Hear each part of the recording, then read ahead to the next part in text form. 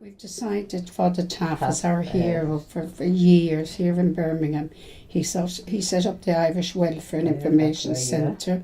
It first started at Moseley Road as a soup kitchen, for the homeless and all volunteers.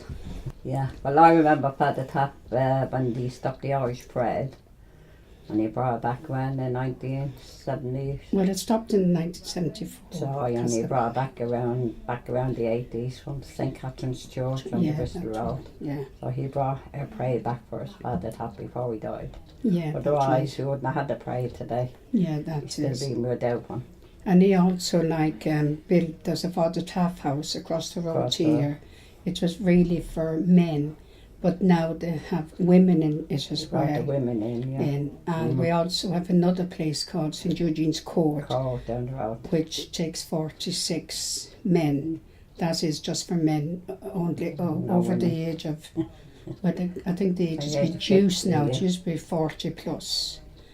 And then he would buy land and a cemetery to bury people who had no one, to just fell on hard times and never went home to see their families and that, and no relatives. Say Irish men or women died here, he'd pay for burying here or send it back to Ireland to be buried. He'd find out paid for all that. paid for all that.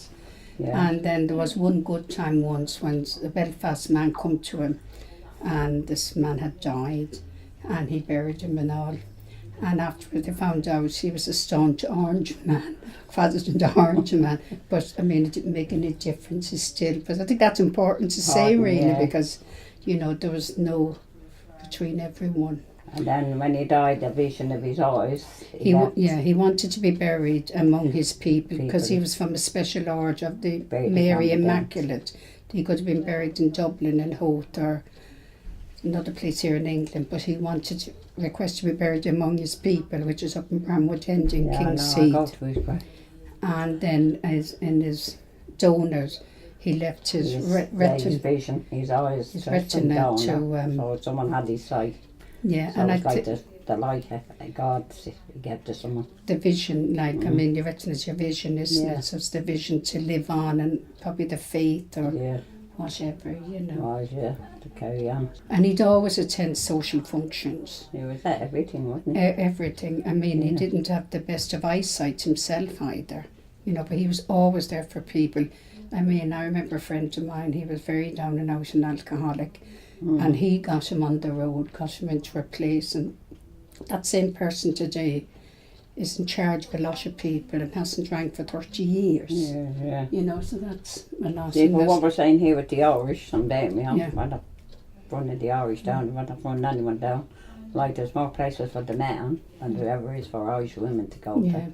But I think, there wasn't then, but I think at that particular time, women were more the fighting force for their children and... that mother instinct. I'm not saying all of them were, but now he's seen then there was a need for the women. So now over there there's a house called Father Taff House. And that's across the road, they have women in there now. Yeah, and they also have a monument of him in the Irish Centre. And one in the Father Taff House as well. They have women in there. Well, years ago they never had nothing for women. Yes.